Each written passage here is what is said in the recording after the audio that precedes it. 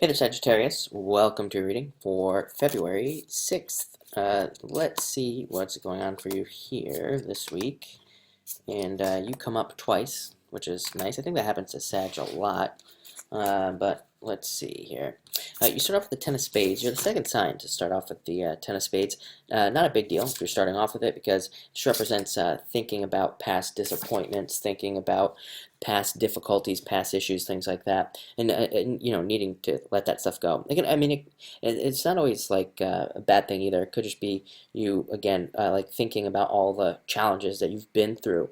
Sometimes this is a good card because it's like a transformation card. So it says you're transforming past these difficulties, and on top of that, it can even represent you just realizing the things that you gained from all those difficulties as well, like how beneficial they were and how much better your life actually is, even though things were very difficult. I was doing a reading for somebody the other day, and they had a very difficult astrology chart, and and they had another astrologer basically say to them how difficult their chart was and things like that, which I think is extremely wrong thing for an astrologer to do in the first place.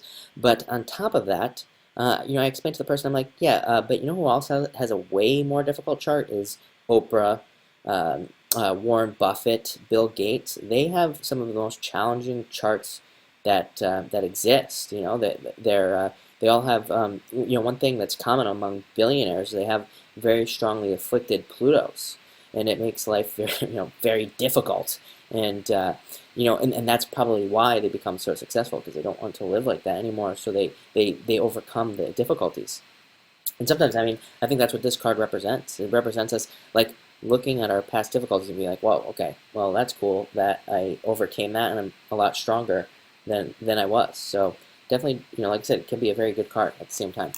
Next, you show up as the Queen of Diamonds and the King of Diamonds this week. So very good combination when they come up together. It can represent having just a very intuitive sense around money. It can be a great time to look at investing and doing other things with their money as well. I think more and more people, as we get into 2018 especially 2018, and I made a mistake. This isn't you, by the way, but actually maybe it is. Maybe you are embracing this energy. This is an earth sign, but diamonds normally represent earth.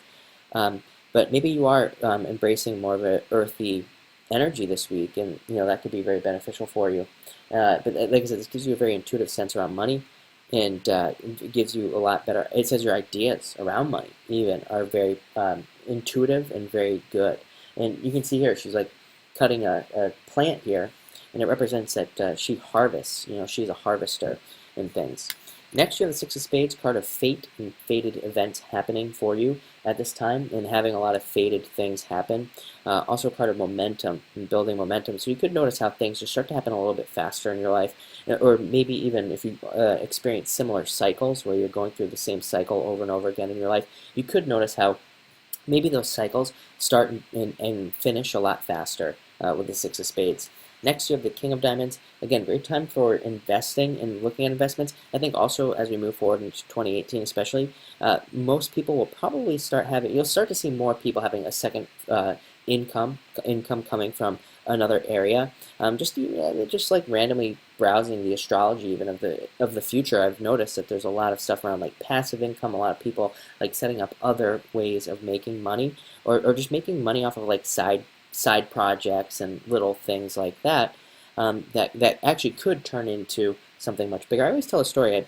I have a friend whose father was a postman for many years, and he didn't really like it, but he had the struggle between like wanting to do what's like he considered traditional. He's a very traditional guy. He believed in getting a job, working there until you're 65 or whatever, and then retiring. But he started like making barbecue with this little barbecue pit that he had, and he like fell in love with it. And then he started wanting to like bring his pit around and sell barbecue out of the back of it, like kind of like a food truck thing. And to make a long story short, it took him like a long time of battling inside himself. But now he makes more money than he ever did as a postman selling barbecue out of his food truck. So that can be like this King of Diamonds, Queen of Diamonds mix, where it's like you start something on the side, and maybe it doesn't even start as a business, maybe it just starts as a hobby, and then it turns into something more. So that could be very exciting. Again, this might take, I'm talking about how it might take some of you years to get to that point, but still, it could happen. Next, you have the Nine of Hearts card of wishes and getting something you wish for. Just simply a wish card, very similar to the Nine of Cups in the Tarot. And finally, you have the Four of Spades card of recovery. So actually, you do have a lot of good health cards here as well. So you have the Six of Spades, Four of Spades, and the Queen of Diamonds, King of Diamonds. Very good for health and seeing improvements in health, and even if you want to change your diet or something like that, these are very positive cards for that. So it looks like a good week. So thank you for watching.